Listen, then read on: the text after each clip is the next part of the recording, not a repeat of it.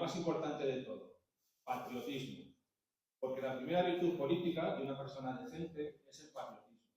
Y quien no tenga esto claro tiene muchos discursos de un tal Fidel Castro Ruz, donde aprenderlo acabaría. Sé que hoy nos acompañan aquí algunos amigos rusos. A vosotros os digo que os fijéis bien en Paco Arnau, Hasél Paris y Javier Couso, porque en ellos vais a encontrar españoles dignos, valientes y con señorío, que nada tienen que ver con la basura que rebosa el Congreso de los Diputados, y no digamos el Parlamento Europeo. En ellos podéis encontrar ejemplos vivos de la primera virtud de un verdadero español, a saber, el honor y la palabra. Y de nuevo, quien no tenga esto claro, tiene a su disposición los libros de un tal Miguel de Cervantes Saavedra para aprender lo que significa y a lo que obliga ser español. Los españoles no hemos nacido para ser lacayos ni vasallos. Y en Paco, Hasél y Javier tenemos 3 hombres de una pieza que piensan y luchan de pie y por España. ¡Viva la madre que los parió!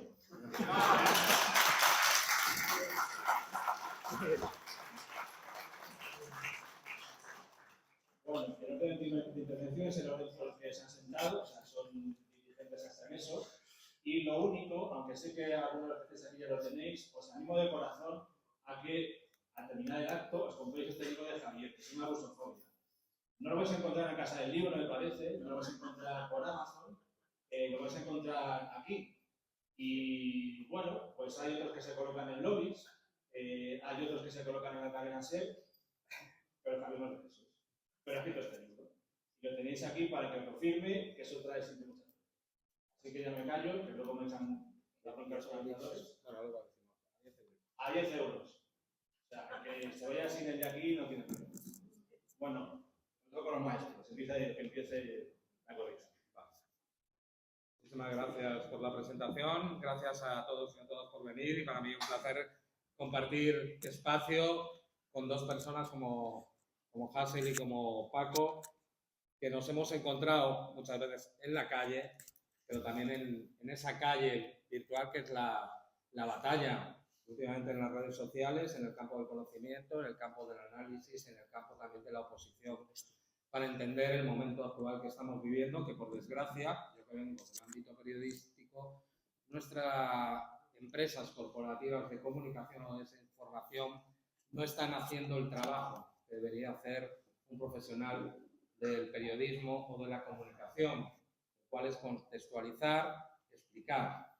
Y se han convertido, curiosamente, justo lo contrario, en desinformar, en enredar y, sobre todo, marcar un guión que viene desde determinados centros de poder, de comunicación y, además, con una voluntad de acabar con todo el espectro, es decir, aquel o aquella que no esté de acuerdo con la línea oficial que marca ahora el atlantismo, es decir, Estados Unidos, la OTAN, en la dirección y en el mantenimiento de la unipolaridad, no va a salir en ninguno de los grandes medios de comunicación.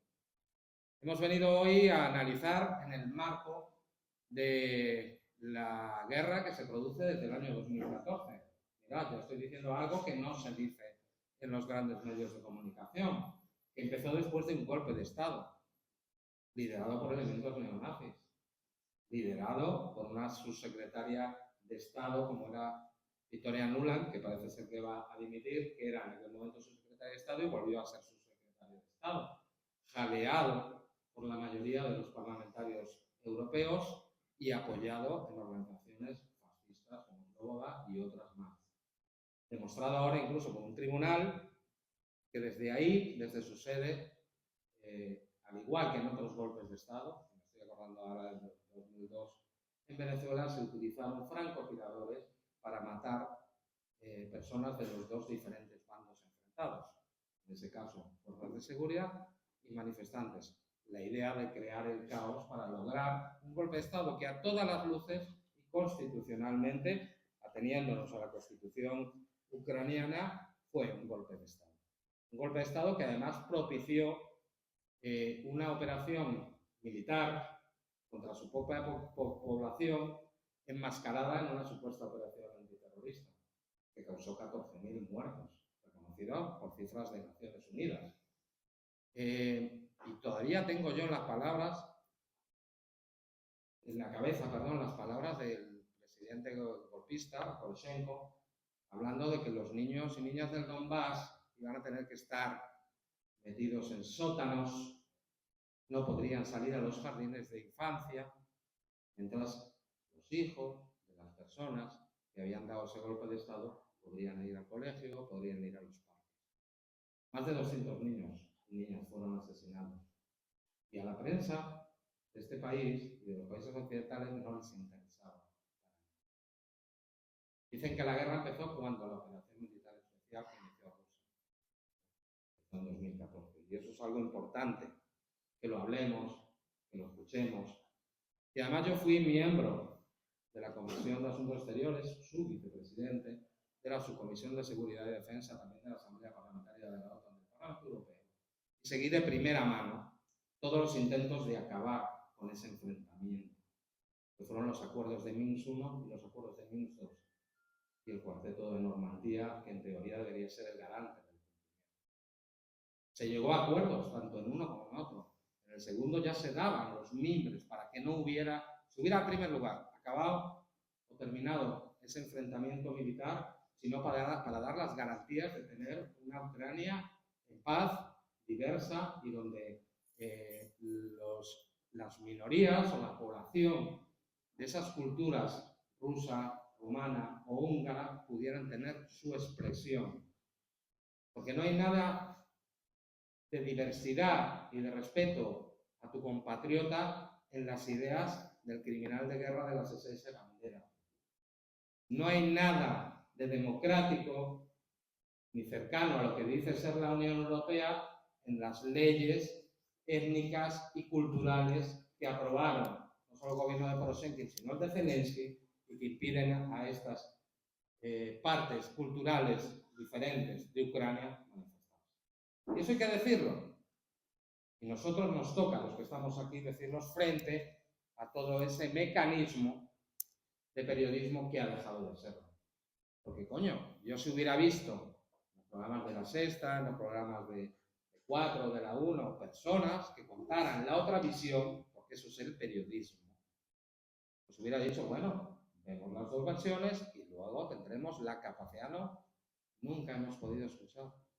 Y frente a nuestra Constitución y a su artículo 20, que lo protege, la señora von der Leyen, presidenta de la Comisión, prohibió los medios rusos, que tendrán su línea, como tiene la CNN. O sea, podemos escuchar las verdades de uno y no las verdades del otro, como si los ciudadanos europeos fuéramos unos niños.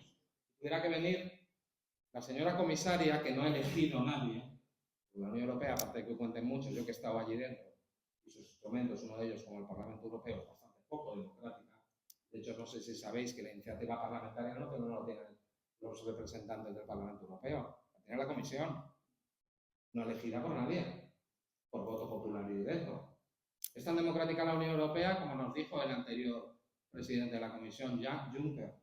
No habrá decisión popular ante los tratados europeos, después de perder todas las elecciones a las que habían sometido con la Constitución. En Francia, en Holanda, en lugares se repitieron hasta 3 veces, hasta que tuvieron el resultado que ellos querían, ¿no? Por lo tanto, aquí estamos haciendo un ejercicio de libertad, y de libertad contracorriente, porque, por desgracia, nos quieren llevar a la guerra.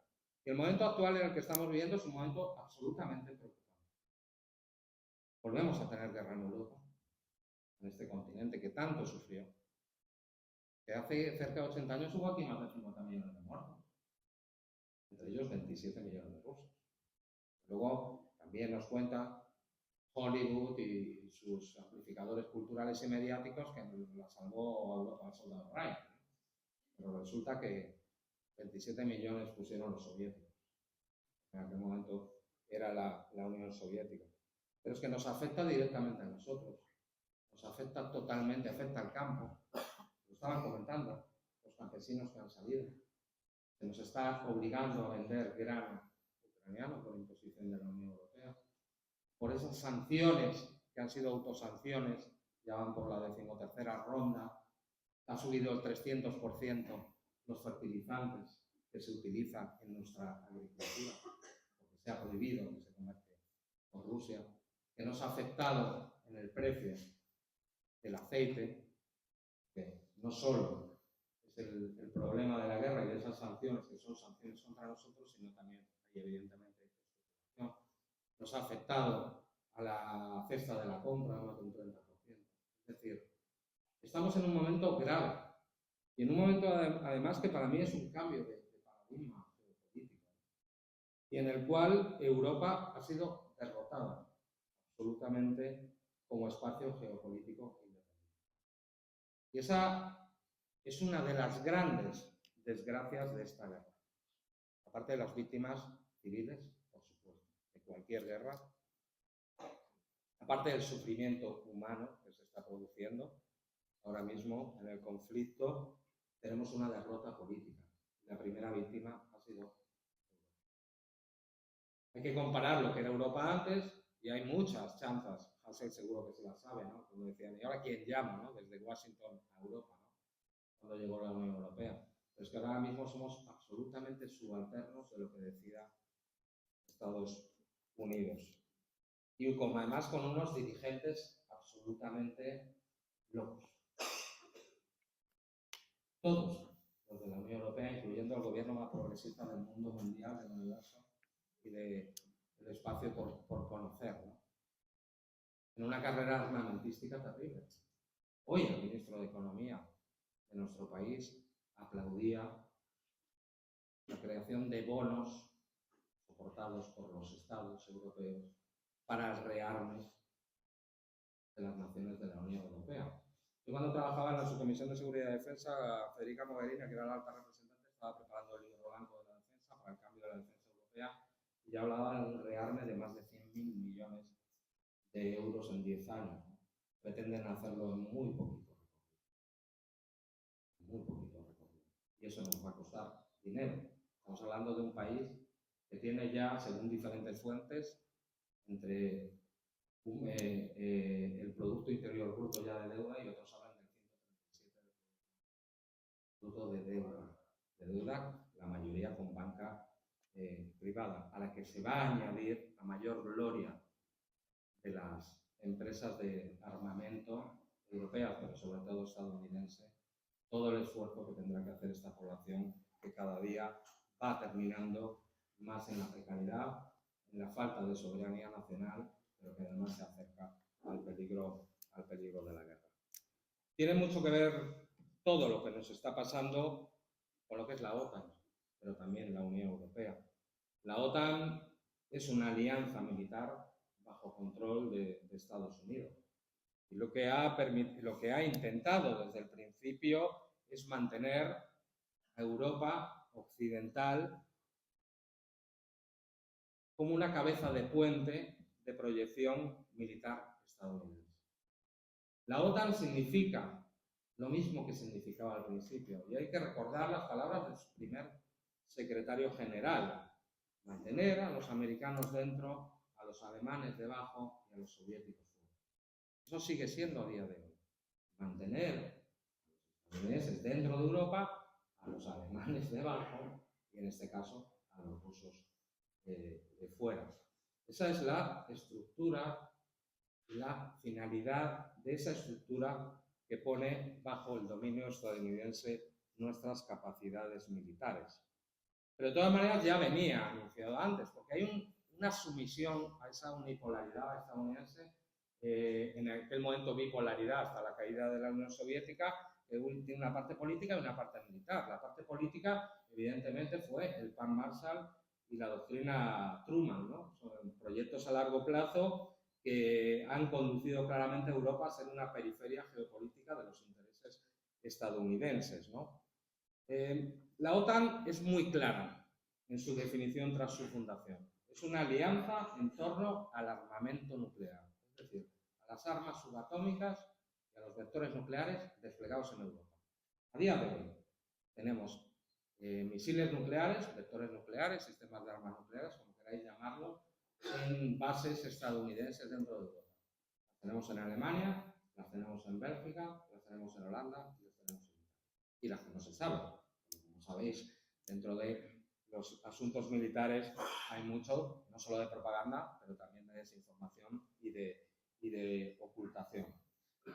Es decir, que es una organización con una estructura militar, para repetirlo, que pivota sobre esas armas nucleares, sobre las que solo tiene autoridad y potestad un general de 4 estrellas nombrado hasta el día de hoy por el presidente estadounidense.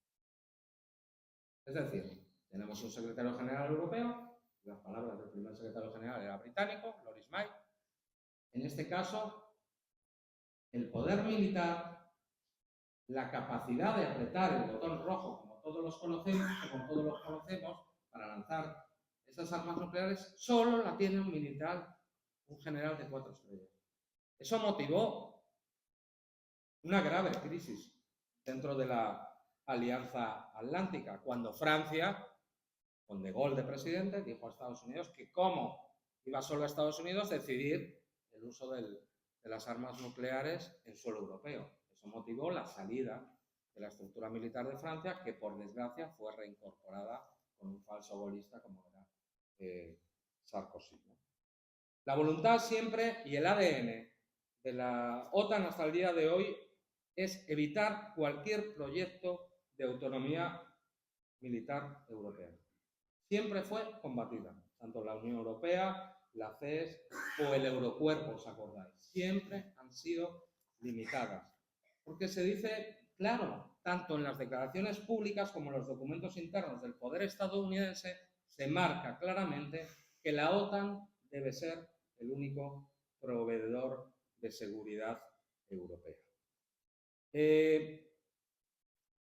Ante ese panorama, tenemos claro, evidentemente, que no se están defendiendo los intereses geopolíticos de Europa. Se busca impedir la disuasión militar solo europea, se busca impedir la soberanía militar estratégica y se busca impedir, sobre todo, que tengamos una soberanía europea geopolítica. Por eso es la importancia de lo que estamos viendo que pasa actualmente en Ucrania. Y hablaba del momento tan difícil que estamos viviendo de guerras y la implicación clara que tiene la OTAN. La caracterización del conflicto que estamos viviendo ahora mismo es de una guerra por delegación. En los ámbitos militares o de expertos se habla de la guerra proxy, es una guerra por delegación, es decir, utilizando mano de obra de otro país, pero la dirección estratégica, de los satélites, la dirección de la guerra es por parte de Estados Unidos y de la OTAN. Es decir, quien muere son los ucranianos y los rusos, pero quienes los dirigen son las capacidades militares de las naciones que actualmente están en la OTAN. Además, hay que contextualizar, ¿no?, el contexto geopolítico en el que se ha producido este conflicto.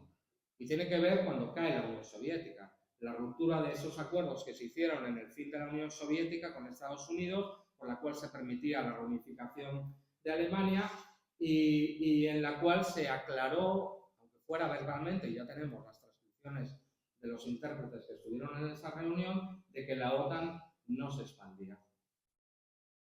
Y al final la OTAN, a partir de 2008, se expandió hacia el este. Mientras Rusia estuvo gobernada por Yeltsin, no hubo ningún problema con eso, porque era una Rusia subalterna.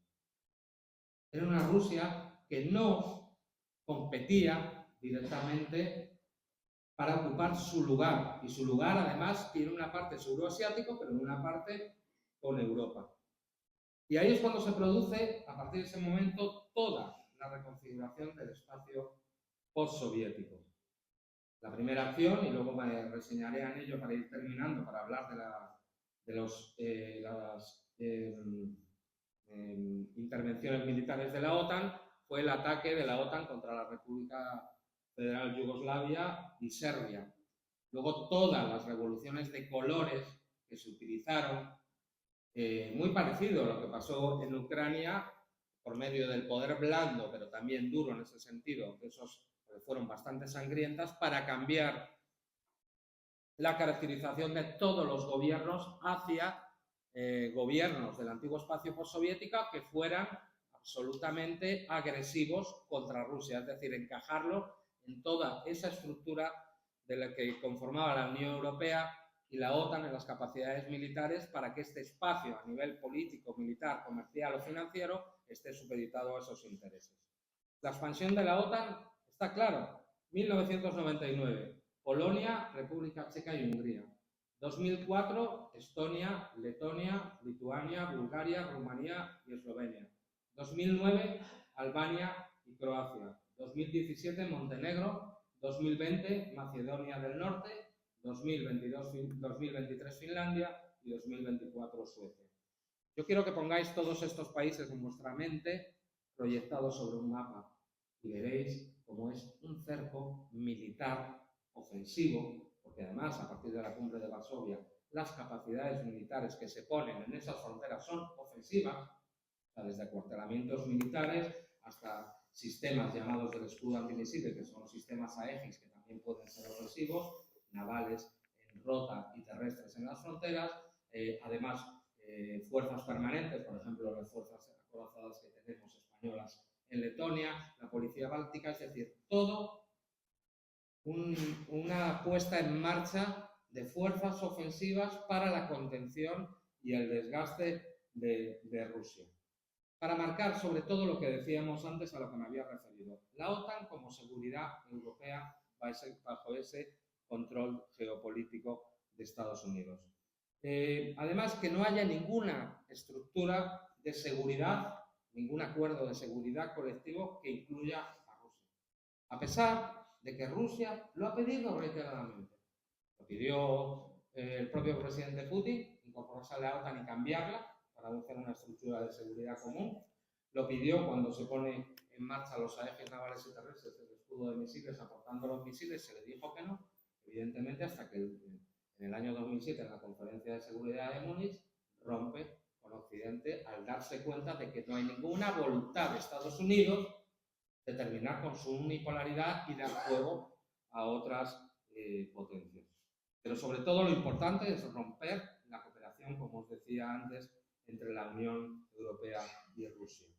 Y Ucrania era el elemento desestabilizador y disruptivo contra Rusia. ¿Por qué? Porque Ucrania siempre ha querido ser, lo ha hablado Brzezinski, pero lo han hablado todos los teóricos del poder de Estados Unidos, el jaque de mate contra Rusia.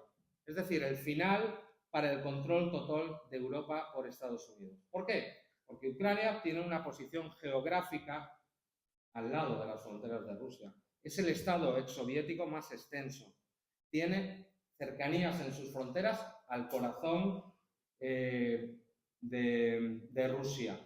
Es decir, hay dos capitales, como es Moscú y San Petersburgo, que están directamente a toque inmediato de vectores nucleares hipersónicos, que además rompen con la estructura o la de seguridad de la destrucción mutua asegurada, porque no hay capacidad de respuesta. Esa capacidad de respuesta que impide los ataques de uno y del otro lado, porque sería la aniquilación de ambos bandos, está en torno a los 15 minutos. A los 5, si pones misiles hipersónicos en la frontera de Ucrania con Rusia, llegan en menos de 5 minutos a San Petersburgo o a Moscú, con lo cual no puede haber una respuesta y con lo cual queda rota esa disuasión producida por la destrucción mutua asegurada. También porque con Ucrania en la OTAN, Bielorrusia quedaría rodeada por 3 lados. Es decir, tendría la inviabilidad de un gobierno que pudiera relacionarse con Europa, pero sobre todo con Rusia. Y también porque desde Ucrania y Georgia la OTAN pasaría a dominar la casi totalidad del Mar Negro, dejando a Rusia arrinconada en un pedazo de dicho mar. ¿Qué le pasaría a Rusia?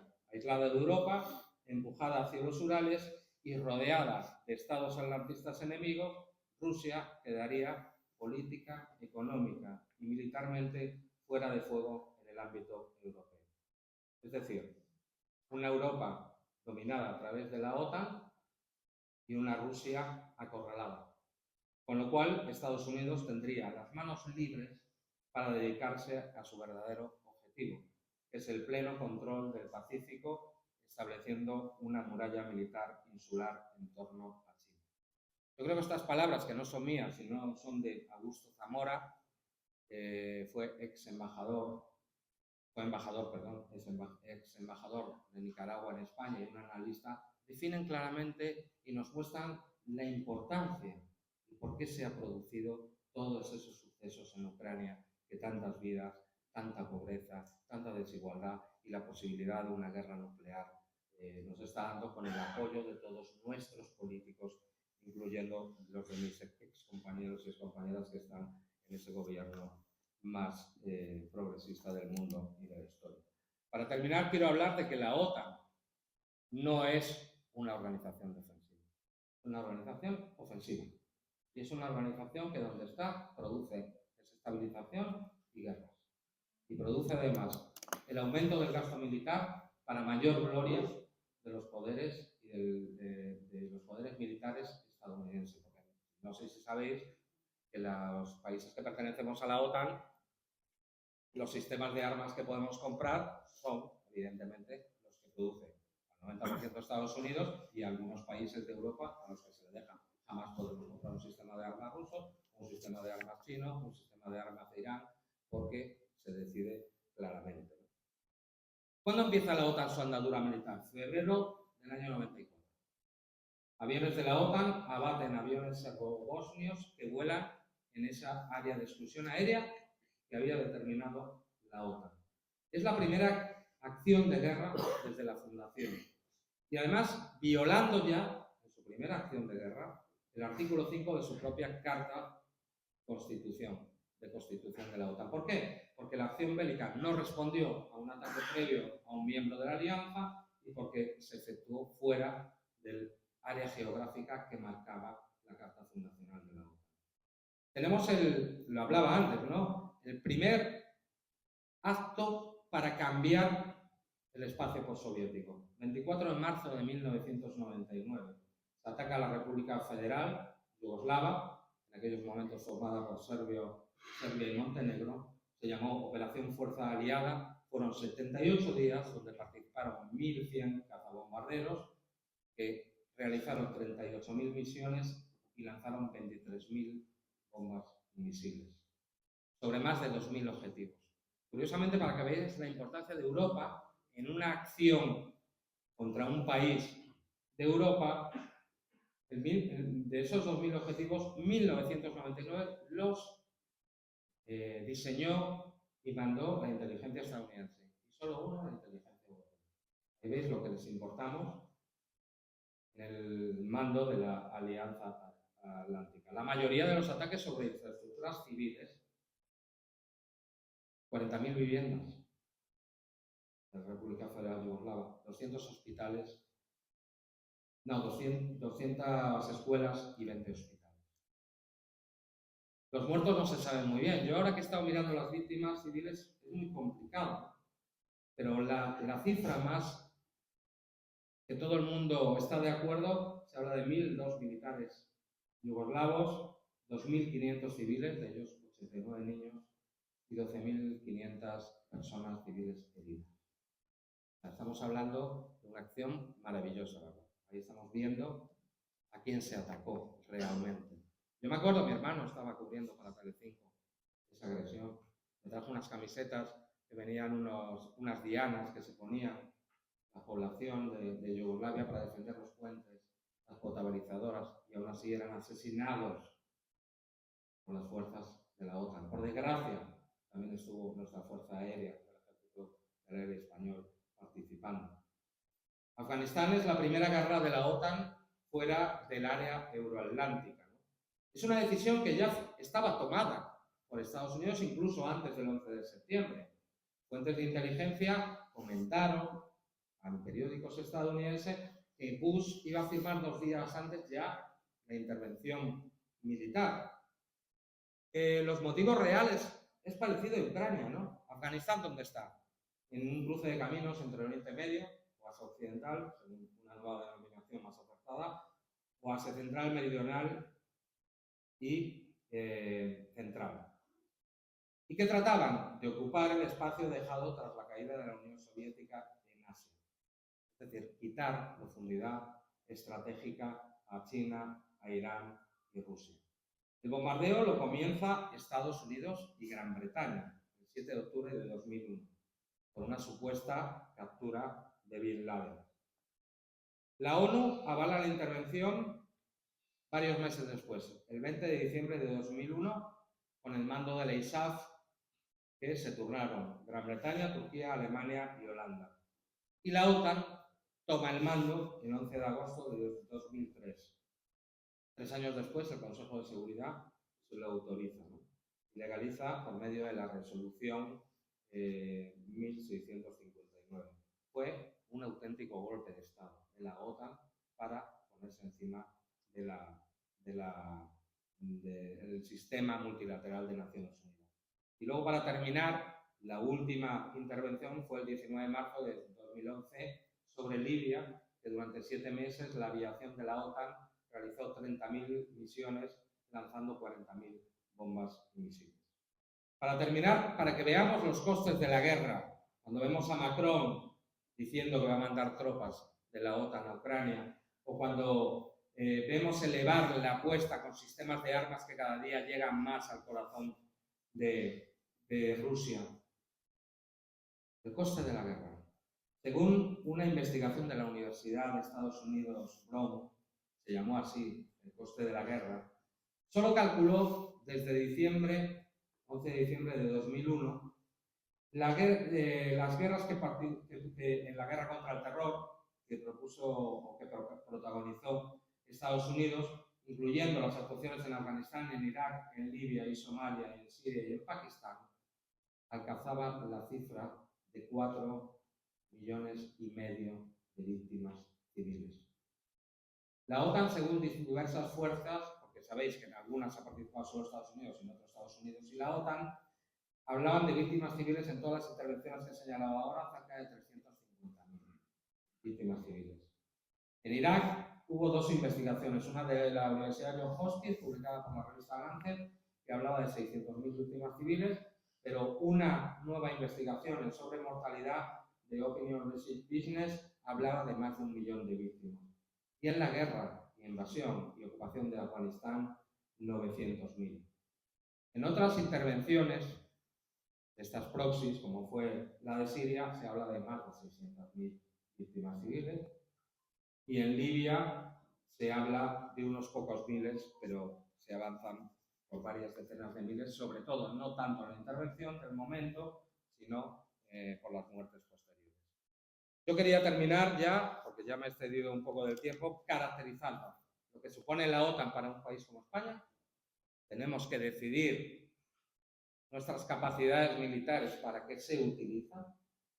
Y hoy lo estábamos viendo con la comunicación del mando de la defensa, de esas tropas que están proyectando y entrenándose en las fronteras de Rusia, unas maniobras que van a durar 6 meses con 90.000 militares en la zona de Kaliningrado, todo el mar Báltico, donde se están, y lo decían abiertamente, preparándose para acudir a enfrentarse a Rusia, el cual no ha sido jamás nuestro enemigo.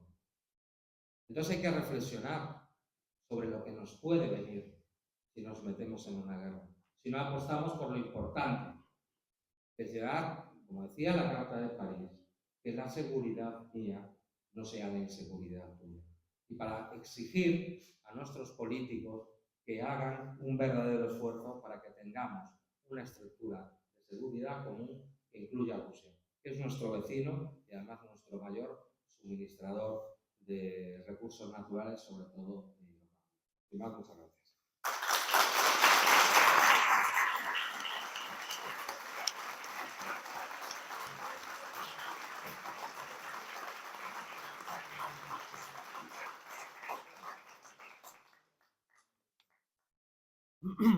Voy con ello, ¿verdad? ¿Se escucha bien? Bueno, yo había propuesto hoy venir a hablar del conflicto del Donbass, el origen del conflicto hace 10 años, la tragedia de Odessa, la masacre de Odessa, Crimea, la ocupación de Crimea. Vamos, todo esto era un poco una pequeña trampa que le tendí a los organizadores. Vamos a empezar hablando de lo que he venido a hablar aquí hoy. Revisionismo del Holocausto. ¿Se está grabando esto? Bueno, pues se está grabando. Hay que ir a la cárcel en algún momento de la vida. Revisionismo del Holocausto. ¿Ocurrió realmente el Holocausto tal y como nos han contado? Ya empiezo a ir rumores entre el público. Tranquilos, esto tiene un sentido. Yo había leído que la aberración máxima, la mayor ilegalidad en Europa, era el revisionismo del Holocausto, el negacionismo, todas estas cuestiones. Claro, ¿cuál no será mi sorpresa cuando en estos recientes años me encuentro que el revisionismo del Holocausto, incluso elementos negacionistas, vienen por el lado de la OTAN y vienen por el lado de Israel? Yo, como amante de la historia, creo que todo suceso histórico es revisable. Y hay muchas preguntas que yo haría sobre la narrativa fundamental del Holocausto, que es importante porque es, digamos, el mito fundacional de la paz europea, de la paz americana y también del Estado de Israel. No es baladí, no es una cuestión histórica cualquiera, ¿no? Hay muchas preguntas que yo legítimamente creo que se podrían revisar. El papel del sionismo en las leyes de Nuremberg en la Alemania nazi y cómo ello condujo al Holocausto. El papel de los aliados. ¿Sabían los aliados lo que estaba ocurriendo? ¿Fueron cómplices de alguna forma por negligencia en ello? ¿Heredaron de alguna forma los métodos del Holocausto después de la Segunda Guerra Mundial? Los propios aliados occidentales. Los campos de Estados Unidos y demás. ¿Fue diferente meter en campos de concentración a una etnia concreta, a la judía, por parte de los nazis, que meter a los japoneses por parte de los estadounidenses? Creo que hay muchas preguntas muy legítimas. Muchos se han asustado seguramente cuando he empezado hablando de revisionismo del Holocausto, pero creo que hay preguntas muy serias al respecto. ¿Fue el único genocidio que se dio? ¿Fueron los judíos la única víctima o la víctima privilegiada de la Segunda Guerra Mundial y del Holocausto? Son preguntas muy espinosas, pero creo que son legítimas, no son delictivas. Sin embargo, repito, desde siempre he crecido en el mundo europeo leyendo que esto era el tabú definitivo, hablar de esta cuestión. E insisto, ¿cuál no será mi sorpresa cuando me encuentro ahora un revisionismo plenamente legitimado y oficial desde Estados Unidos, desde la OTAN y desde Israel? ¿A qué me refiero? De golpe la OTAN, Estados Unidos, el centro de la OTAN, el centro de pensamiento de la OTAN, muchos intelectuales, historiadores, una muy famosa, Anne Applebaum, también Timothy Snyder, empiezan a sacar libros donde dicen que el Holocausto de alguna forma fue una cosa de los soviéticos, no solo de los alemanes, sino de los soviéticos. Habría habido una cierta retroalimentación entre la Alemania nazi y la Rusia soviética de Stalin. Ambos se radicalizaron mutuamente y entonces pues en esa área de Europa Oriental, lo que llama el Bloodlands, Timothy Snyder, las tierras de sangre, pues tanto los soviéticos como los alemanes elevaron tanto el nivel de barbarismo que fue posible el Holocausto en esa zona. Los campos de exterminio estaban en esa zona, ¿no? Europa Oriental, Polonia concretamente. Y de alguna forma, pues Stalin habría tenido una parte en esa dinámica. Y los rusos serían herederos, de alguna manera, del genocidio, ¿no? Del genocidio nazi, ¿no? Es un retorcimiento bastante grave de la historia, porque realmente los que liberaron los campos fueron los soviéticos. Pero esta historia es mainstream, esta revisión está por todas partes en la historiografía estadounidense, son bestsellers que hablan de esto, ¿no? Y luego otro tema concreto, que es el papel de los colaboracionistas. Ya empiezo a acercarme al tema de Ucrania, Donbass y demás. El papel histórico de los colaboracionistas en Europa del Este. Otra cosa que diré polémica, muchas veces mucho peores que los nazis alemanes. Hay pobres, entiéndaseme, hay mucha carga de humor negro terrible en lo que estoy diciendo hoy, lo siento, me disculpo para quien no le guste. Los pobres nazis, gente, al final alemanes, gente civilizada, gente que les gusta Bach y les gusta Mozart, pues de golpe llegaban a campos de concentración de Europa del Este, de sitios como Croacia, por ejemplo, que manejaba la Ustasha, o de Ucrania, que manejaban la gente de bandera, ¿no? La UPA, la OUN, y los alemanes se escandalizaban. Un comisario alemán que gestionaba Auschwitz salió vomitando y escandalizado de un campo de Jasenovac, si no recuerdo mal, en Croacia de los Ustases. Les pasó un poco lo mismo al agregado nazi alemán en China cuando presenció lo de Japón en Nankín. También dijo, madre mía, estos incivilizados. O sea, los nazis alemanes escandalizándose de la barbarie que estaba haciendo otra gente, ¿no? Entonces, estos colaboracionistas, muchas veces más terribles, ¿no? Que fueron los que en la Segunda Guerra Mundial, por ejemplo, en Ucrania gestionaban los campos de concentración, gestionaban las labores policiales de perseguir disidentes, gestionaban los pogromos, ¿no? Las persecuciones de minorías étnicas, no solo judías, como he dicho antes, ¿no? Gitanos, también minorías políticas, disidentes, eslavos, sean polacos, sean rusos, ¿no?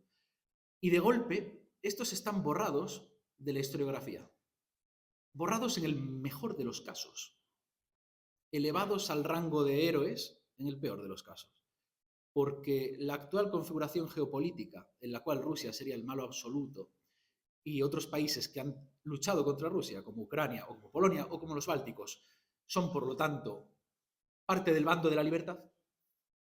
Sus antecedentes históricos, que eran colaboracionistas nazis o peores que los nazis, de golpe son retrospectivamente contemplados freedom fighters, luchadores por la libertad, ¿no? Y la OTAN les hace documentales, hizo un documental a los bálticos, ¿no? Los hermanos del bosque, creo que se llamaban. Bueno, legitiman que lo que está ocurriendo en Europa del Este, en Ucrania, por ejemplo, que se les pongan calles, estatuas, que su simbología vuelva a las calles, que se aprueben leyes, por ejemplo en Polonia, donde es ilegal mencionar la colaboración polaca en crímenes nazis, ¿no?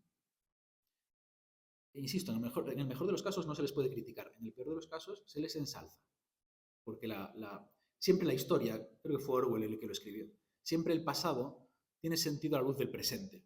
Los que quieren controlar el presente, y por tanto el futuro, controlan el pasado. Entonces, de golpe, se legitima un revisionismo en el cual partícipes directos, y a veces de los más terribles, del Holocausto, pues eran patriotas, luchadores contra la tiranía soviética. Y esto viene de Estados Unidos, que fue de Estados Unidos y su socio israelí, que venían siendo, desde la Segunda Guerra Mundial, como los guardianes de la custodia y de la ortodoxia, de que nada se podía revisar sobre la narrativa de la Segunda Guerra Mundial como una guerra justa y santa por la liberación de los exterminados en el Holocausto, ¿no? Y de golpe viene de ellos mismos, viene una narrativa profundamente antihistórica, con unos intereses tan sucios y tan bajos como es la geopolítica, ganar la lucha geopolítica del presente. En Israel también lo vemos, ¿no? De golpe es Netanyahu el que lanza la narrativa de no, los nazis realmente no querían exterminar a los judíos, fue cosa de los palestinos. Fue cosa del muftí. ¿Qué le comió la cabeza a Hitler? Dijo, no, mejor los quemas. Entonces Hitler, influenciado por los palestinos, decidió lanzarse con el Holocausto. O sea, son revisiones tan grotescas de la historia. E insisto, toda historia tiene preguntas pertinentes y elementos a revisar, ¿no? Me niego a que eso sea ilegal, como lo es en muchos países de Europa. Pero lo curioso es que esos guardianes que han hecho que sea ilegal revisar muchos episodios de la historia, ahora tienen absoluta barra libre a la hora de para sus intereses geopolíticos criminales, bueno, blanquear la historia, reescribirla como les apetezca, ¿no? Y es chocante cuando sabemos que la palabra infamante para todos aquellos que se atrevían a echar un segundo vistazo a los sucesos históricos canónicos y oficiales, la palabra infamante era negacionista. Esa empezó siendo una palabra para aquellos historiadores, o no historiadores, que se dedicaban a revisar, no a negar nada, simplemente a revisar la historiografía aliada de la Segunda Guerra Mundial. Era una cosa, hay mucha gentuza, desde luego, negacionistas que dicen, no, aquí no pasó nada, nadie mató a nadie, mucho neonazi hay ahí, pero también hay gente de la resistencia francesa, como Garaudí, que se dedicó a inspeccionar la historiografía aliada occidental, ¿no? Pero el término infamante, tanto para los que lo merecían como para los que no, era el de negacionista. Es una palabra muy de moda porque de golpe se extendió un montón de cosas. Antes venía de esto, ¿no? Y era una cosa pues que tenía una carga peyorativa muy grande. Claro, ¿quién se quiere meter a ser un pronazi o un filonazi o a decir que el Holocausto no es como nos lo contaron? Nadie le apetece estar en ese club. Entonces negacionista era un término muy negativamente cargado, ¿no? Y como los jefes de la propaganda y de la manipulación mental saben lo que hacen, de golpe empezaron a llamarle negacionista a todo, un poco a todo. Si usted tiene dudas, de nuevo, pertinentes y razonables sobre, qué sé yo, el cambio climático, negacionista del cambio climático. Si usted tiene dudas sobre si se están aplicando las políticas más acertadas en el COVID, ¿se acuerdan de las políticas del COVID? Que había cosas como que los viejos podían salir a una hora, los niños a otra. A las 10 de la noche había que irse a la cama. Yo estaba en Ávila, un pueblo desértico completamente. No había, era invierno además, nadie salía a la calle, ¿no? Y a las 10 había toque de queda para no contagiarse unos a otros. Pero si no sale nadie, si no hay nadie, ese es un pueblo. O sea, en fin. Si alguien se preguntaba si eran razonables esas leyes, negacionista. Negacionista del COVID, negacionista de la pandemia. Si alguien se mete en temas de feminismo, de género, de otro tema candente también, denuncias falsas, los hombres agreden más que las mujeres todos estos temas, ¿no?, que hay de los debates sobre la guerra de sexos, que le llaman, ¿no?, del feminismo y todo esto, ¿no? Si alguien se mete ahí, negacionista del género, negacionista de la violencia machista. Bueno, para todo. Hay un poco, lo usan la izquierda y la derecha. Negacionista del libre mercado. Eso es un negacionista del libre mercado, me dijeron una vez. O sea, ahí es un poco el nuevo término, la nueva palabra policía. Y se lanza en todo, ¿no? Y es una palabra muy querida por los guardianes de la ortodoxia. De la ortodoxia, no, igual sí que hay ortodoxos en la sala, ortodoxos de religión. No me refiero a la ortodoxia buena, me refiero a la ortodoxia mala, es decir, al pensamiento políticamente correcto. A los guardianes de la ortodoxia europea, del pensamiento liberal progresista. Entonces, es su palabra, les encanta, junto con desinformación y cosas así, ¿no? Todo lo que no sea lo que ellos piensan, lo que ellos opinan, desinformación, propaganda, negacionismo. Y eso es muy preocupante cuando es la propia Unión Europea, los propios expertos, la propia OTAN, la que está incurriendo en unas posiciones abiertamente negacionistas de la realidad. De la realidad, es que de la mera experiencia. Estamos en posiciones, tengo aquí apunto varias, ¿no? Estamos en posiciones de se niega que las sanciones no funcionen, cuando evidentemente las sanciones no están funcionando, ni han funcionado nunca. Los que somos politólogos sabemos desde hace 20 años, estudian en ciencia política, que las sanciones no funcionan para lograr doblegar la voluntad de un líder político. Se aprendió, creo recordar, que desde el caso de Corea del Norte. Hace 20 años ya sabemos que no sirven para doblarle el brazo a ningún régimen. Ahora estamos aprendiendo una cosa nueva, que es que puede que incluso sirvan para fortalecerle. Estamos viendo en Rusia, lo estamos viendo en Irán, porque les obligas a ser autónomos en todo y a establecer relaciones entre el club cada vez más creciente de gente sancionada. Entonces, estamos aprendiendo en política una cosa nueva, que es que incluso las sanciones te pueden fortalecer. Pero no, el negacionismo absoluto de nuestras élites. Las sanciones funcionarán. Tiempo al tiempo. Ya se caerán a pedazos. Ya en algún momento, en el momento menos esperado, se colapsarán todas sus fábricas y los tanques se les caerán los tornillos y sabremos que las sanciones funcionaron. Está, pues, negacionismo con eso. Negacionismo con la mera cuestión de la desinformación. ¿Solo viene la desinformación de Rusia o de Irán o de China? ¿Solo viene la desinformación de nuestros enemigos geopolíticos? ¿Todo lo que dicen es mentira y todo lo que decimos nosotros es verdad? ¿Cómo puede ser eso, no? Es una tontería. O sea, eso es un negacionismo absurdo de la realidad. Negacionismo de... ¿Qué más? La cuestión de Navalny. Evidentemente, Navalny no ha sido asesinado. Vamos, no lo sé, no lo puedo saber. Pero mi razón, como decía el buen Aristóteles, San Aristóteles, es el regalo de Dios a los hombres, a todos por igual. La razón, la capacidad de razonar las cosas, te hace darte cuenta que no tendría mucho sentido que Rusia matase a Navalny. Que es que como mucho es para Occidente, para el que vale más muerto que vivo, Navalny, ¿no? Pero la narrativa es que ha sido un asesinato. Incluso cuando la inteligencia ucraniana ha dicho, no, pensamos que no, Occidente está en el negacionismo. Pues no, da igual lo que digáis, seguro que lo han matado. Anteayer, en la gala de los Oscar, salía en el fragmento de In Memoriam, ahí cuando salen actores muertos este año, de los actores y actrices que nos han dejado. Salía Navalny el primero.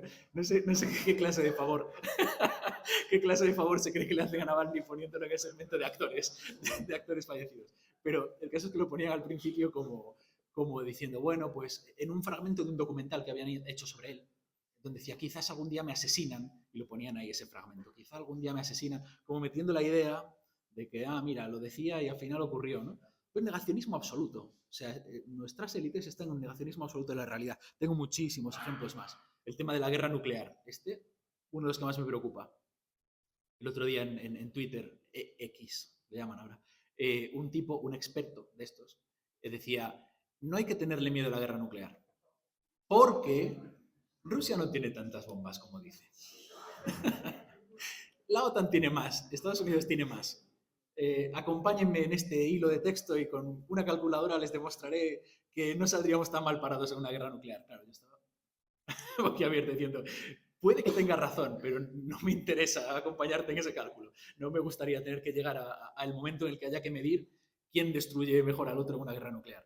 Esto es de nuevo, negacionismo absurdo, porque el hombre decía, no, nunca llegaremos a la guerra nuclear porque como Rusia en realidad tiene menos bombas que la OTAN, según este hombre, y las tiene menos preparadas, pues entonces no va a ocurrir. Pues negacionismo de la guerra nuclear. Cualquier persona que sea un poco entendida en temas militares sabe que en una guerra en última instancia nada está previsto. Muchísimos factores son incontrolables y las guerras suelen ser espirales de caos, de entropía, que se retroalimentan y de golpe se van de las manos. Parece un anarquista serbio que le va a disparar a un pretendiente al trono. Seguramente ese anarquista solo pretendía cargarse al pretendiente al trono. Pero, ustedes ya saben, todos son entendidos en historia, me imagino, la Primera Guerra Mundial ocurre por una serie de acontecimientos que nadie es capaz de prever.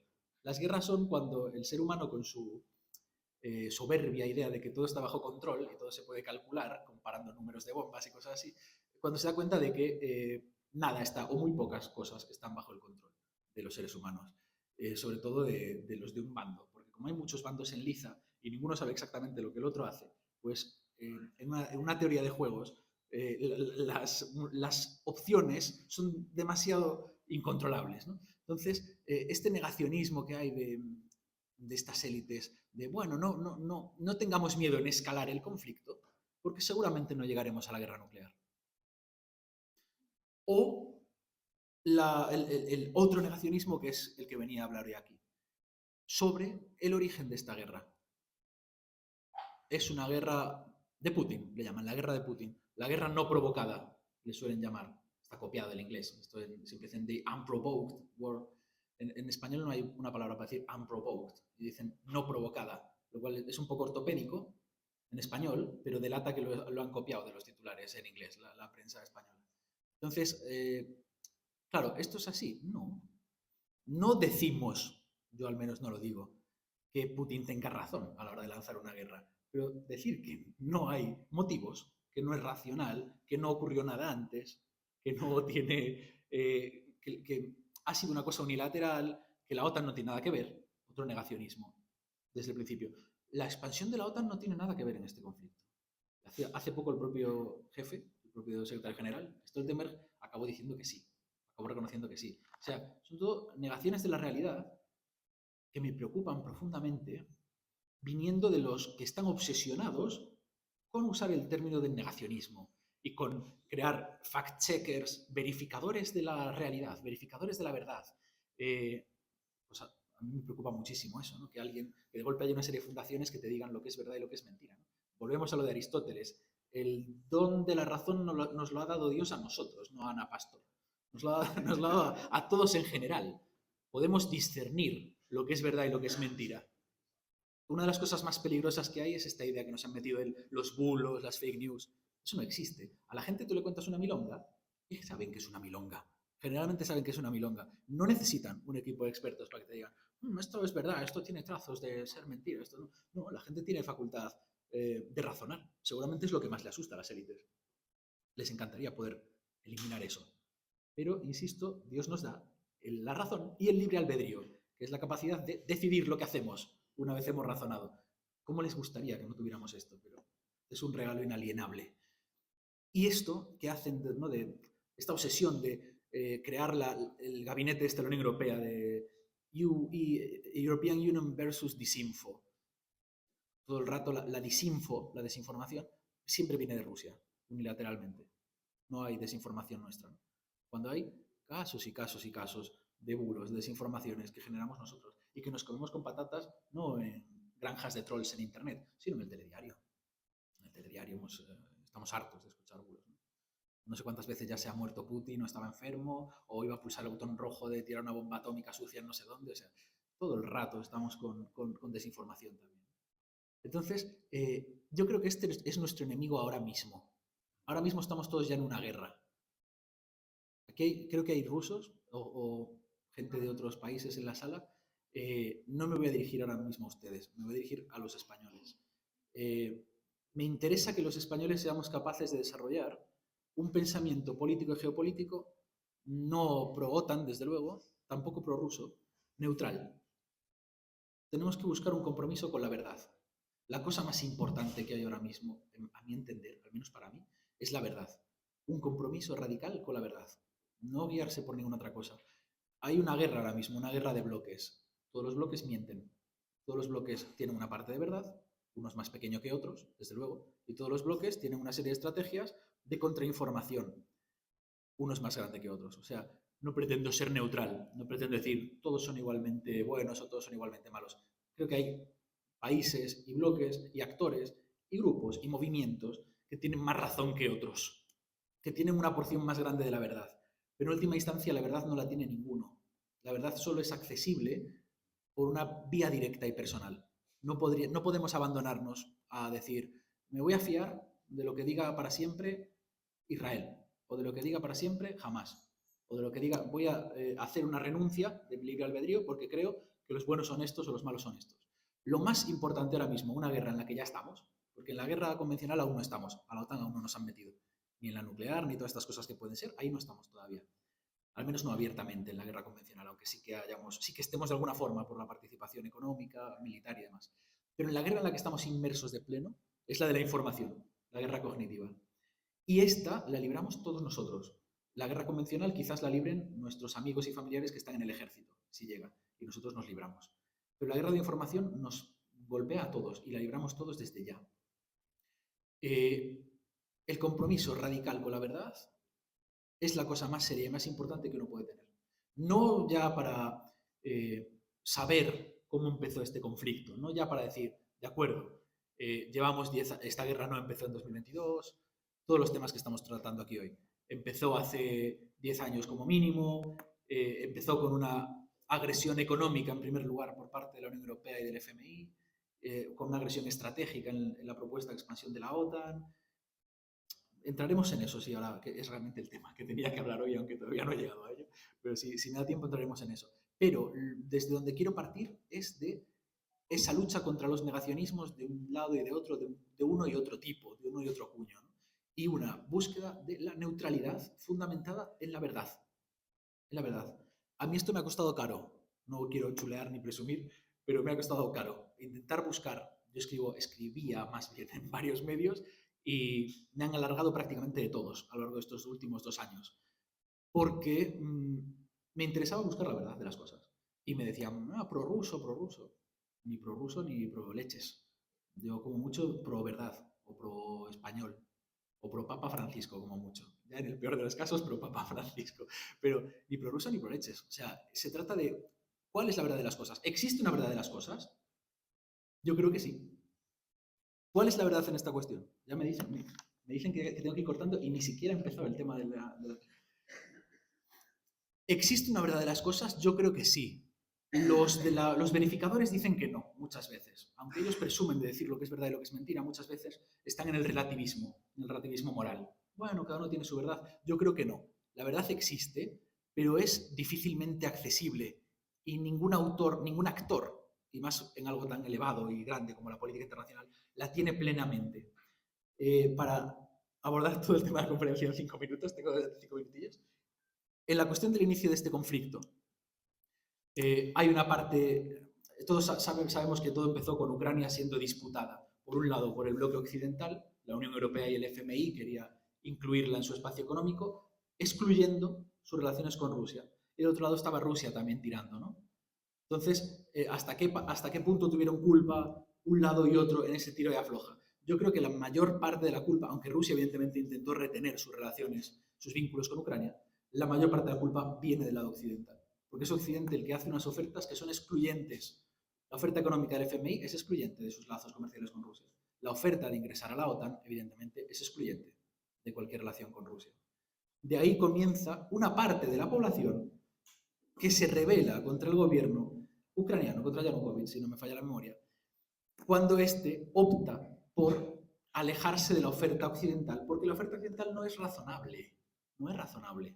Y entonces comienza una revuelta que es de donde parte todo esto, la revuelta del Maidán y los posteriores eventos, la posterior operación antiterrorista que ha comentado mi compañero, que acaban desembocando en la guerra.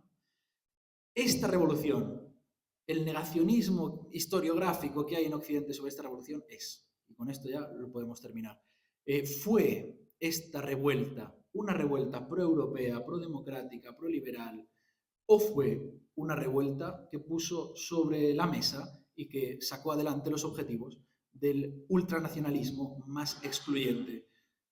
Hay una parte de verdad en ambas. Sin duda había manifestantes proeuropeístas con sus banderas de la Unión Europea, gente descontenta con la corrupción, gente que le parecía más prometedor el bloque occidental que el bloque oriental ruso, ¿no? Esto existía, pero la realidad, y los medios occidentales incluso llegaron a informar de ello antes de cortar, es que el peso de esas manifestaciones los llevaron los grupos del ultranacionalismo que, enlazando con el principio de mi intervención, son herederos de aquellos colaboracionistas que en la Segunda Guerra Mundial exterminaron a sus disidentes, a sus opositores y a los grupos étnicos con los que no se identificaban.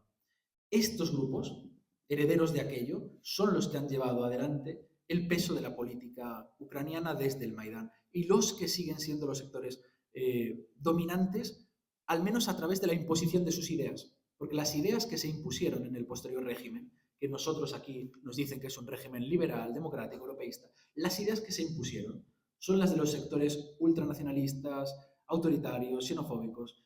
Ellos son los que impusieron unas propuestas militares de eliminación de la disidencia, de canales políticos, de canales mediáticos, perdón, de partidos políticos, de exclusión de minorías lingüísticas, de militarización masiva y forzosa, de restauración de la memoria de los criminales de la Segunda Guerra Mundial. O sea, estas posiciones ultras radicales son las que se convirtieron en hegemónicas y comunes y mainstream en la supuestamente democrática, liberal y europeísta Ucrania. Entonces, mientras en Europa no seamos capaces de abordar este fallo de origen, no vamos a saber entender lo que está pasando ahora ni lo que va a pasar en el futuro, porque esta guerra acabará y va a haber que, si Dios quiere, sobreviviremos, porque también hay un escenario en el que no, si Dios quiere, sobreviviremos y tendremos que abordar el profundo lugar oscuro donde Occidente se ha situado, que es el lugar de la locura, de la no verdad, de no analizar las cosas con objetividad. La virtud cristiana de la prudencia. La virtud cristiana de la prudencia se define como ver las cosas con la máxima objetividad posible. Y Occidente está fuera de eso. Está obsesionado con la verificación de la verdad, contra los negacionistas, con el pensamiento cientificista, de que todo puede calcularse y extraerse como datos. Y sin embargo está más fuera de la realidad que nunca. Estamos totalmente fuera de la realidad ante la mayor parte de población, ante los africanos, ante asiáticos, ante chinos, ante latinoamericanos, que nos ven como gente desquiciada por las opiniones que tienen nuestras élites, que son completamente antirrealistas, son completamente idealistas en el peor sentido de la palabra. Y lo que más me preocupa, y en esa lucha tendremos que luchar todos, si sobrevivimos a la parte militar, es cómo vamos a volver colectivamente, como pueblos y como países que tienen relaciones y que tienen que tener relaciones con los otros países del mundo, cómo vamos a volver a la verdad, a la neutralidad de las cosas.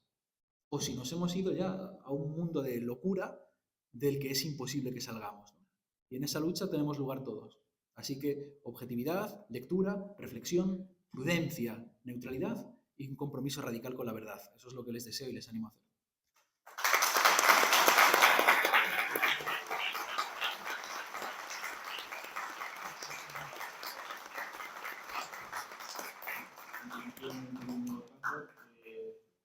Por el local dispone, querido Paco, de 20 minutos. Y para ganar tiempo, algunos compañeros vamos a pasar al público ahora unos bollos que estéis invitados a beber. Por ganar tiempo vamos a hacer ahora. Que no mováis de la silla, escuchad a Paco. Bueno, en primer lugar, muchas gracias a los organizadores.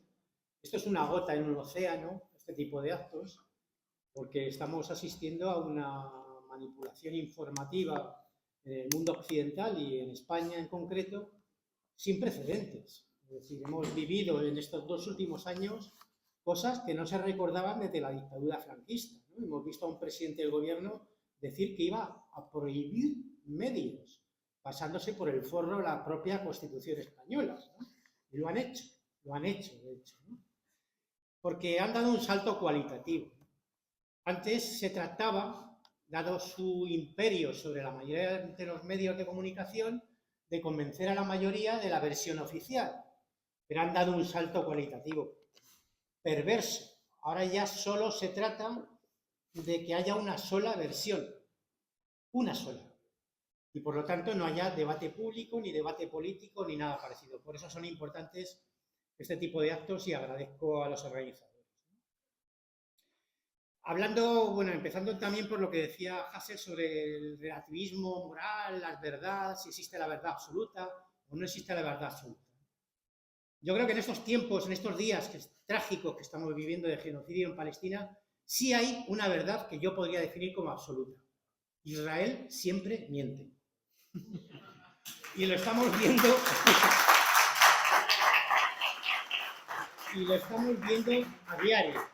Y son otros que también han dado un salto cualitativo. Es decir, estamos viendo cómo anuncian crímenes de guerra en ruedas de prensa, ¿no? Se les compara con los nazis. Los nazis intentaban ocultar sus crímenes. Ahora estamos viendo cómo Israel los anuncia en ruedas de prensa. Y el motivo de este acto es que se cumplen 10 años de la guerra contra el Donbass, que es el inicio de lo que ahora llamamos guerra de Ucrania. Porque uno de los mitos que hay que desmontar en primer lugar es que la guerra de Ucrania no empezó hace 2 años. Empezó hace una década tras un golpe de Estado de ultraderecha que llamaron Euromaidán.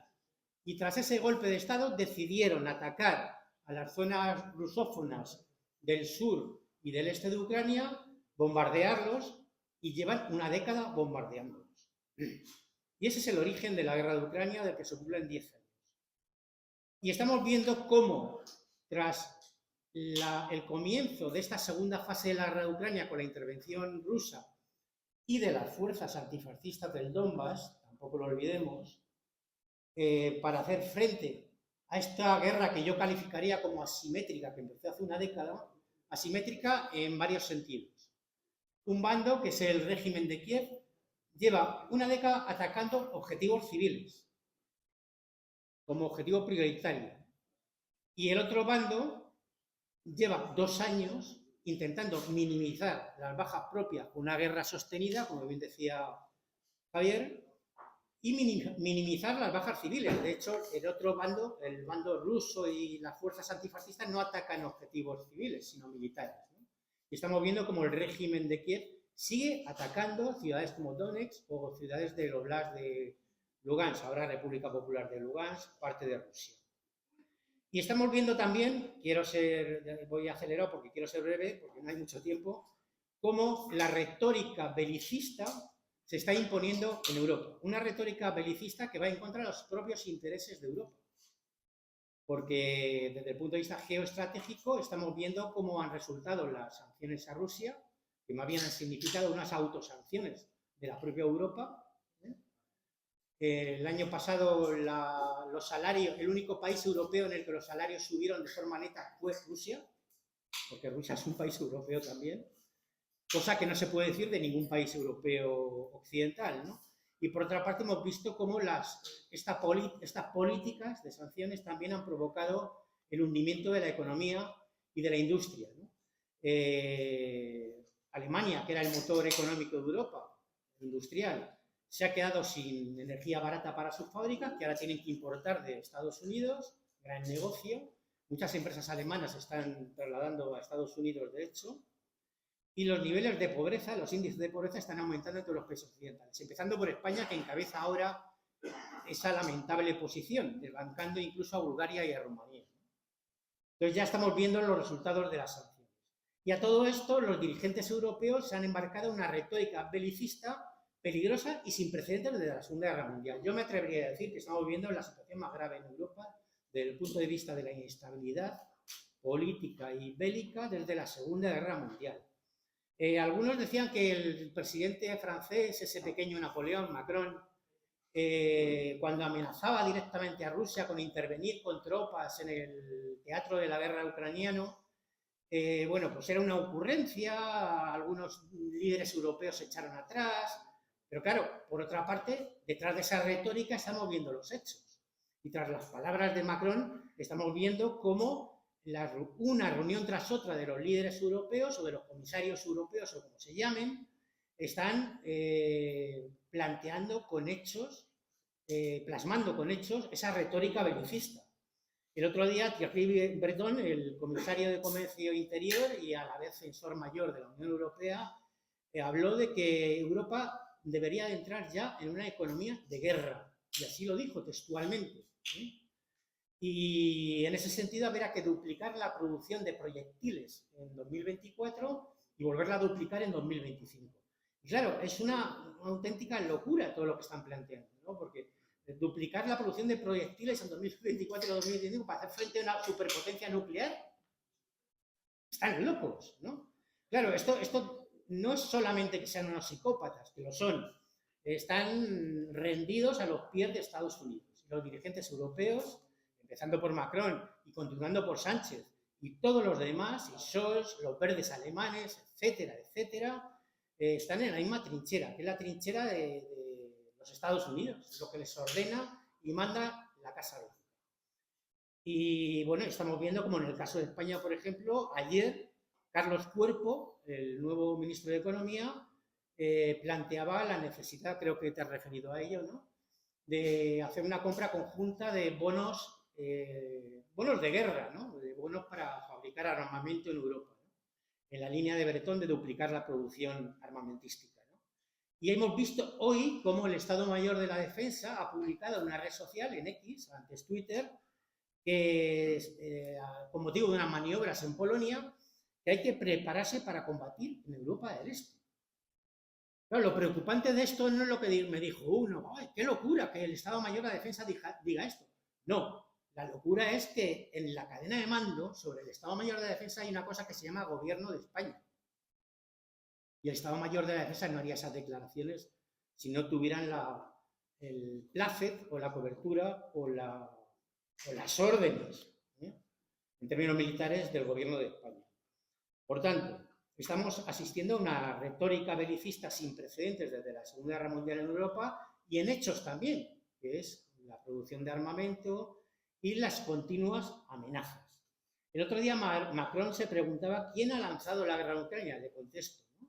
La guerra en Ucrania la lanzaron ellos en 2014, con el golpe de Estado de ultraderecha. ¿Y quién amenaza? Pues también es fácil de contestar. Amenazan ustedes. Y están amenazando además a una superpotencia nuclear. Claro, es un juego muy peligroso, muy peligroso. Digamos que en el caso de España también entra dentro de una especie de disonancia cognitiva brutal, porque claro, los mismos que están hablando de parar a la ultraderecha, por ejemplo, ¿no?, el Gobierno de España y sus fuerzas políticas, está en la misma trinchera que Meloni, que hasta ahora era calificada como de ultraderecha, ahora ya no, por lo visto. Está en la misma trinchera que los opositores ultraderechistas rusos, ¿no? Todos hicieron piña, ¿no?, con el caso Navalny, etc., ¿no? Está en la misma trinchera que el régimen de Kiev, que es un régimen que ha ilegalizado no solo a los comunistas, sino a todos los partidos, incluyendo a la derecha moderada, como el Partido de las Regiones, o al propio Partido Socialista Ucraniano. Y estos están en la misma trinchera, esos son los que están parando la ultraderecha, ¿no? Están con Israel, porque siguen manteniendo los contratos de armas con Israel, están con Mohamed VI, traicionando a los saharauis, y están con la madre que los parió a todos. Y al mismo tiempo a los que decimos, a los raros, que decimos algo de izquierda, nos llaman rojipardos. Incluyo a los compañeros de la mesa, ¿no? Todos hemos sido acusados de rojipardos, por ejemplo, ¿no? Es decir, los que están ejecutando políticas que favorecen a la ultraderecha europea e internacional y a regímenes como el marroquí o el de Kiev, acusan a los demás de rojipardos, ¿no? Es fascinante.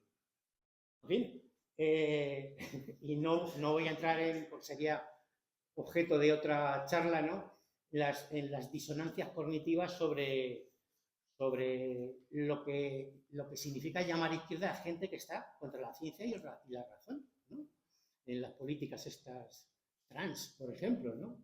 Que ya no saben definir ni lo que es una mujer biológica, ¿no? Eso es una cosa, claro, hemos vuelto al siglo XI.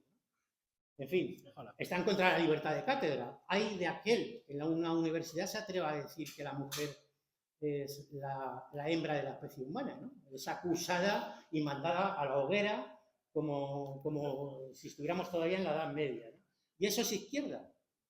A eso se le llama izquierda. Están a favor de la censura, ahora le llaman cancelación. Están a favor o pactan con nacionalismos etnicistas y supremacistas, eso que tiene de izquierdas.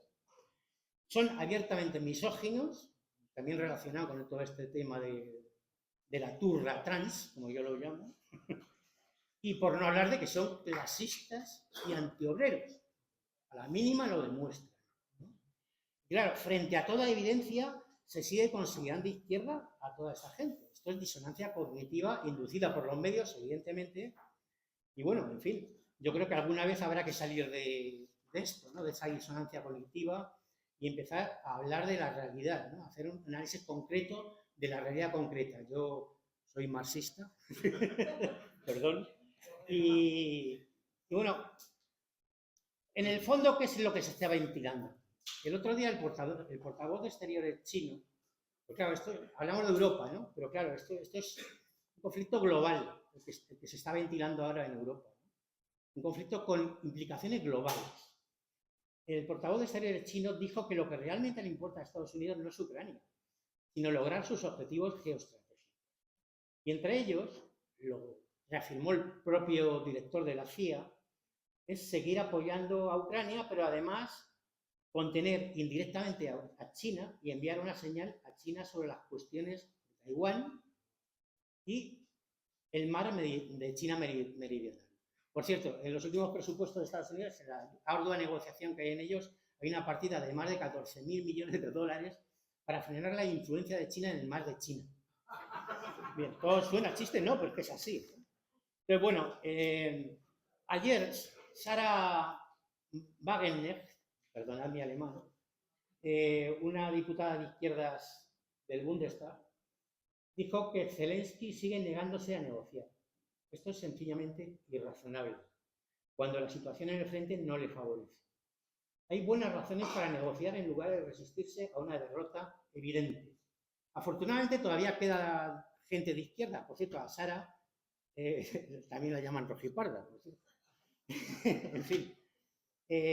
Bien, yo creo que estamos en una situación muy grave, como he dicho antes, la situación más grave que puede haber en Europa desde la Segunda Guerra Mundial, y además estamos asistiendo a una guerra asimétrica en la que unos bombardean y atacan a civiles y otros no, y estamos asistiendo también a una guerra de la información. Como dije al principio, ya no se trata de convencer a la mayoría sobre la versión oficial, sino de que haya solo una versión, por eso se prohíben medios, ¿no? Y ahora todo es delito de odio, ¿no? El otro día unos jóvenes militantes pro-palestinos fueron a un partido de, no sé si era de baloncesto o de qué, con banderas palestinas, fueron detenidos por la Policía Nacional a las órdenes de la delegación del gobierno y acusados de delito de odio. Es decir, ser solidarios con Palestina es delito de odio. En fin, ¿qué se puede hacer o qué hacer? Ojalá tuviera yo en mi mano la idea o la solución, ¿no? La situación es muy complicada.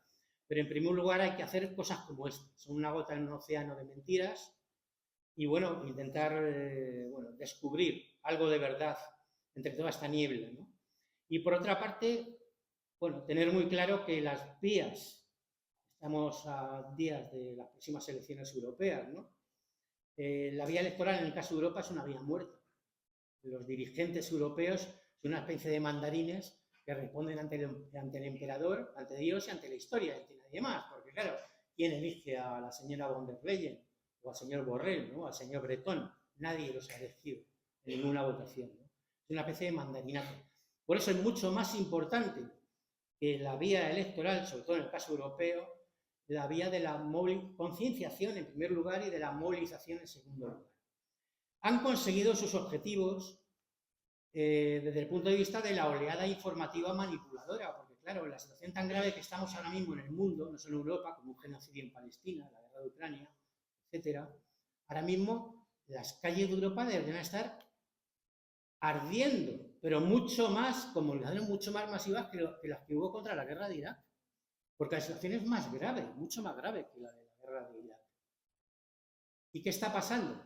Bueno, ha habido importantes movilizaciones, sobre todo en países como Inglaterra y Estados Unidos, pero, bueno, es indudable que hay que seguir insistiendo, seguir siendo unos pesados y seguir planteando que la única vía para ver un poco de luz entre tanta niebla, entre tanto túnel, entre tanta oscuridad, es la organización y la movilización. Gracias.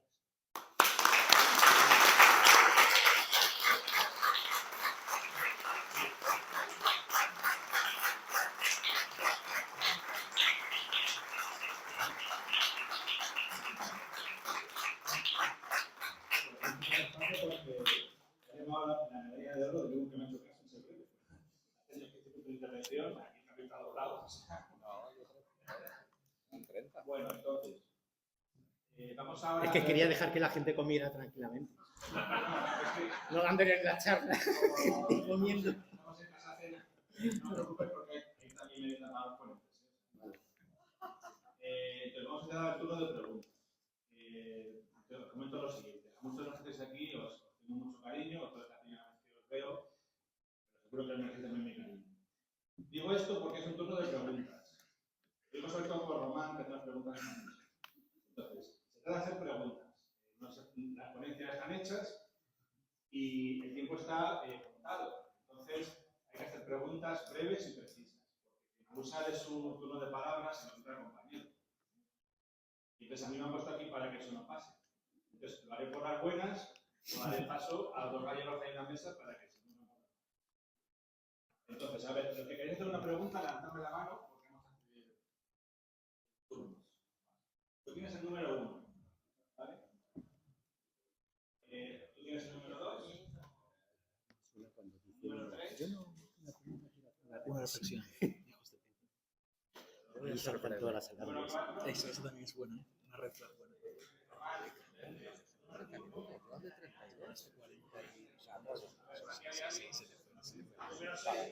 Fue de las manos.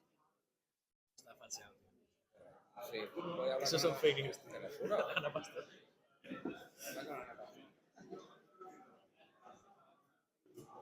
¿Miraste lo mío? Yo creo que hablé. Si te preguntas, Si miraste mi tiempo, yo creo que hablé. vale, la número 8, ¿quién era? 30 minutos. La número 8.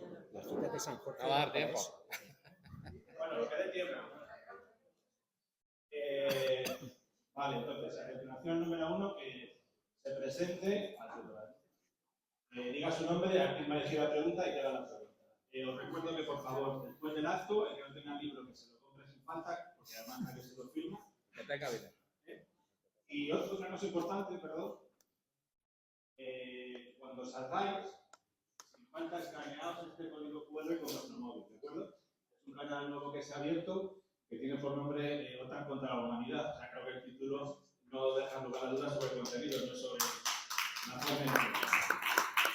Lo dejo aquí, adiós, escaneados. Creo que no pasa nada de tintero. Así que, por favor, el número 1, nombre y pregunta.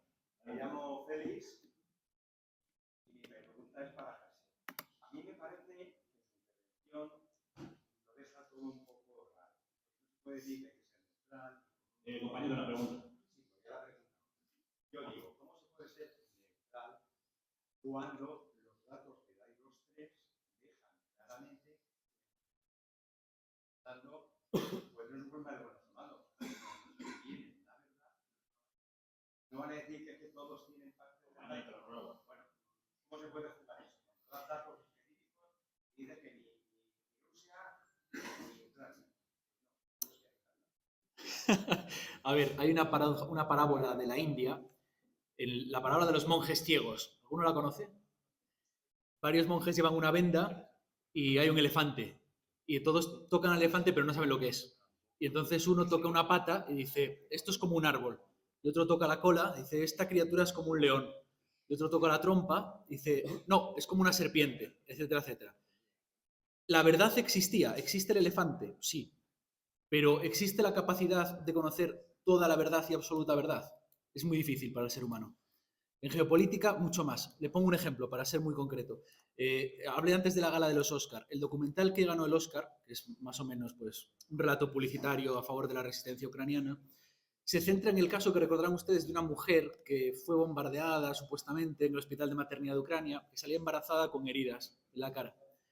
Entonces, la narrativa de la OTAN fue Rusia ha bombardeado el hospital de maternidad, cosa que no es del todo cierto. No, hay un primer debate sobre si es una artillería ucraniana o un bombardeo ruso. Aun en el caso de que fuera un bombardeo ruso, no estaba dirigido al hospital de maternidad, no estaría dirigido, sino que habría sido una explosión cercana que causó explosiones en los cristales que causaron los cortes de la chica, ¿no? Entonces, había una versión de la OTAN que era claramente falsa, y la propia chica dijo, los medios de la OTAN, la Associated Press, me han utilizado como propaganda de guerra contra mi voluntad, sin luego entrevistarme y poner mis declaraciones tal como yo he dicho. Pero luego también desde Rusia, desde la información rusa, se lanzaron una serie de contrainformaciones diciendo, no, la chica es una actriz. Yo recuerdo esto, haber visto estas campañas. No, la chica es una actriz, en realidad ella no fue, no, está contratada por tal. O sea, Rusia lanzó una serie de contrainformaciones que también eran falsas, también eran informaciones falsas. En una guerra había que ser muy iluso para pensar que los diferentes bandos no mienten y no forman parte de una guerra de información. Y es lo que tienen que hacer. Ni siquiera estoy diciendo que esté mal que hagan esto. En una guerra de información es así. Igual que en una guerra de disparos hay que matarse. Y eso es horrible también. Pero lo que estoy diciendo es que, aunque sepamos que la verdad existe y creamos que hay un bando que tiene más verdad que otra, no renunciar nunca a la autonomía personal de discernir aquello que es cierto y aquello que es menos cierto. Porque renunciar a eso es perder una guerra mucho más importante que la guerra entre la Rusia y la OTAN, que es la guerra por la humanidad, ¿no? Por la libertad del ser humano.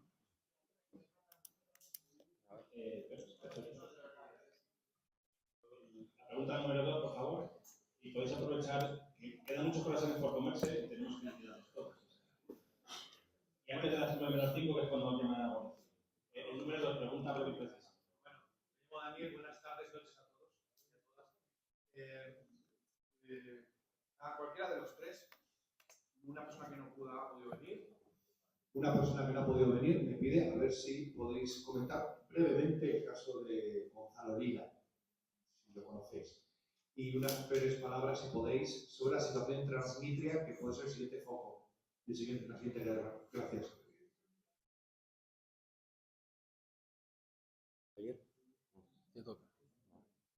No, el caso de Gonzalo Lira yo lo conozco personalmente por el tema de su presencia en las redes sociales, ¿no? Que era bastante activa, ¿no?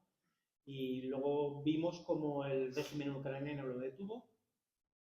Se da la circunstancia además de que es un ciudadano con doble nacionalidad, ¿no? Chilena y estadounidense.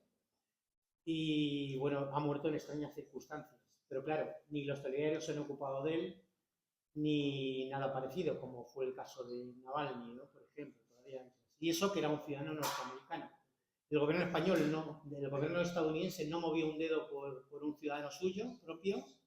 Y aquí hay un paralelismo evidente con la situación de Pablo González, ¿no? El periodista español que está en las cárceles polacas desde hace ya más de 2 años cumplidos, sin una acusación real, sin derecho a defensa efectiva y sin que el gobierno español haya hecho absolutamente nada. El caso de Gonzalo Lira, el de Pablo González y tantos otros es una demostración del doble rasero de Occidente a la hora de tratar lo que pasa en el mundo, ¿no? Y incluso con sus propios ciudadanos, ¿no? Y bueno, sobre de Transnistria, yo creo que Javier, tú eres más experto en geopolítica. Bueno, sería bastante complicado, es una de las zonas en disputa y en conflicto en el que incurren. Sería muy complicado para responderlo en muy poco tiempo, ¿no? Un lugar, podríamos decir, autodeterminado, que no se le reconoce la independencia, en el cual además hay una serie de arsenales de armamento soviético custodiado por fuerzas de paz rusa y que tiene diferentes apetencias alrededor, ¿no? No solo por la base que está jugando Moldavia, el no reconocimiento, y lo que se habla es que puede ser un futuro escenario. Se habla de diferentes actores y diferentes personas que han analizado el caso y lo han puesto sobre la mesa. Se habla, por ejemplo, todo el mundo lo hemos debatido sobre la posible llegada, posible cierre de Ucrania a la salida al mar con la llegada de las fuerzas rusas, porque Odessa es una ciudad abiertamente de población rusa y que se alzó, todos tenemos en mente, y hay que recordarlo, esa democrática Ucrania que asesinó a los sindicalistas, con más de 40 sindicalistas, y hay decenas de desaparecidos, con el aplauso y la no denuncia de los medios europeos. He visto imágenes terribles de una persona embarazada ahorcada, o cómo se tiraban por el fuego y eran rematados. Eso lo hemos visto en internet, no lo hemos visto en los grandes medios de comunicación. Se tiraban por el fuego y eran rematados con barras de hierro, con puñales y con pistolas, ¿no? Entonces, hay analistas que dicen que Rusia va a continuar y va a cerrar y va a llegar hasta Transnistria, y otros dicen que Ucrania lo va a utilizar como una provocación también para desarrollar, ampliar la guerra con Bielorrusia. O sea, pero no me aventuraría a decir lo que va a pasar, pero sí es una zona, como pasó cuando Georgia, impulsado sobre todo, y que hablamos otra vez de Israel, arma al ejército georgiano y se lanza contra Absagia. Eso fue una de las primeras salidas del cerco geopolítico que le habían puesto a Rusia, luego lo hemos visto también en Siria, etcétera, etcétera. Pero bueno, como no tenemos tiempo, solo dar esas pinceladas sería un tema bastante largo, ¿no? Pero no sé si te... Ahora pasa al compañero número 3. Una cosa que os aviso a todos es que Javier Couso pondrá en su canal de Telegram la dirección donde podéis acceder a la charla. ¿Correcto, Javier? Sí. A la grabación. Número 3. Buenas tardes, mi nombre es Miguel, soy periodista. Pregunta para Javier. Ya que mencionabas antes los tiempos de reacción de los vectores nucleares, creo que algo que sí sabe el alto mando de la OTAN, pero desconoce la población casi absolutamente, es la nueva generación de misiles rusos, Sarmat en particular. La gente dice Mach 25, pero no creo que calculen o entiendan lo que significa un Mach 25. Es decir, que llegan. Sí, la pregunta es, ¿cómo explicamos a la población que un misil Sarmat llega a París en 1 minuto y 20 segundos, a Londres en 1 minuto 40 segundos y a Nueva York en 18 minutos? Gracias. No, pues sí, despega. Sí, despega. Que falló él. Bueno, yo frente a lo que comentaban por aquí de un experto que contaba en Twitter que no hay que tener miedo a la guerra nuclear, no solo está reconocido por la mayoría de los expertos en el mundo y los analistas militares que Rusia es la primera potencia nuclear en vectores nucleares puestos en marcha, que además desde 2014 se dio la orden por parte de Putin de modernizar las armas estratégicas nucleares, que han sido modernizadas al 90%, sino que está por delante, reconocido por los propios Estados Unidos, en los sistemas hipersónicos.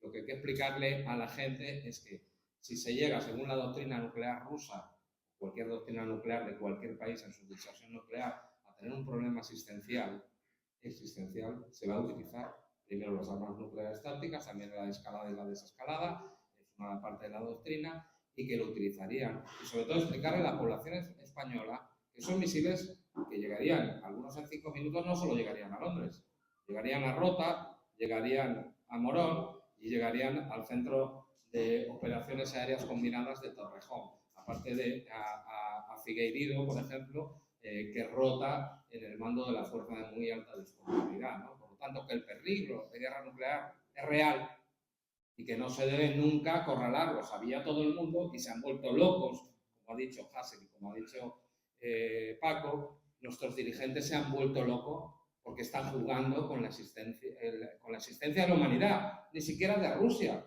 El otro día, en la intervención que hizo Putin contestando en el Estado de la Nación, aunque no sé si se llama allí así en Rusia, le contestar, señor, si hace usted eso, es que mañana igual no está con usted y nosotros. Dijo exactamente que sería el fin de la civilización, que aquí están jugando. O Se refería a los dirigentes Pero luego la prensa occidentales. occidental, y con esto termino, decía que Putin amenaza a Europa, no Macron amenaza a Rusia. Muchas gracias. El número 4 quién era.